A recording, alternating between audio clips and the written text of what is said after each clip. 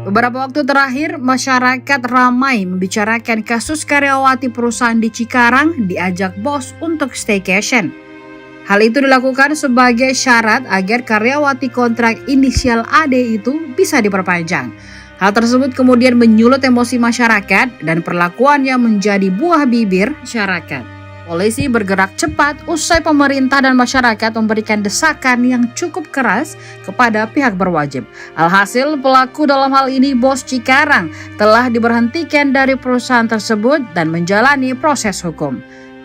Informasi menggembirakan itu disampaikan oleh kuasa hukum PT Ikeda, Rudi Buni Gunawan dalam konferensi persnya pada Sabtu 13 Mei 2023. Rudi menjelaskan Ikeda merupakan perusahaan alih daya yang menempatkan AD sebagai operator produksi.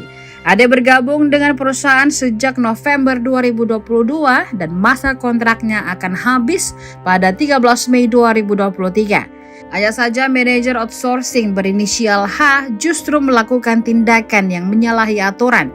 PT Ikeda sendiri menegaskan bahwa perbuatan H merupakan perilaku pribadi, bukan sesuai perusahaan. Kini pria berinisial H telah menjalani proses hukum akibat perbuatannya tersebut. Sementara itu nasib AD dipastikan aman dan kontrak kerjanya akan diperpanjang. Bahkan menurut Rudi, hal itu sudah diputuskan sebelum kasus tersebut viral. Pasalnya perusahaan menilai kinerja AD sebagai karyawati adalah baik. PT Ikeda pun mengapresiasi AD yang sudah berani melapor kasus tersebut. Hal-hal yang terkait dengan konstruksi kasus mungkin bisa disampaikan oleh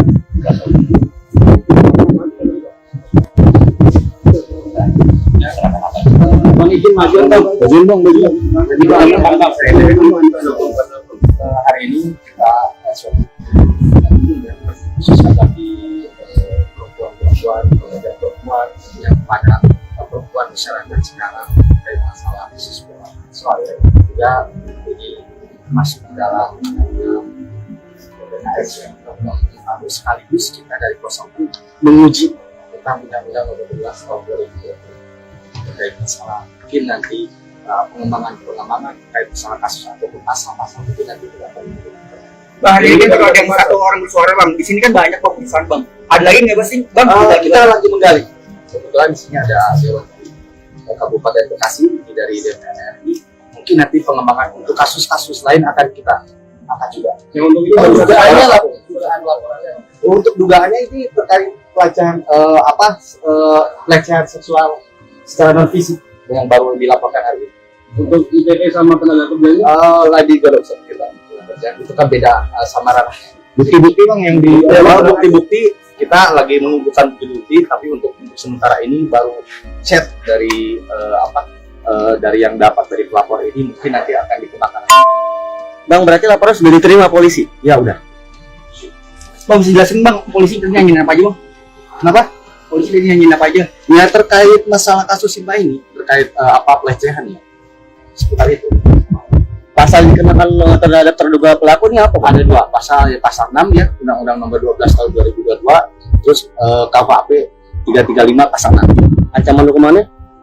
Ancamannya 9 bulan sampai 1 tahun. Kemudian inisial ini dilaporkan? Inisial yang dilaporkan ini Simba ini adalah Mbak Amin ya Pak. Dan dilaporkan ada mungkin nanti penyidikan ya. Ini baru mungkin saya masih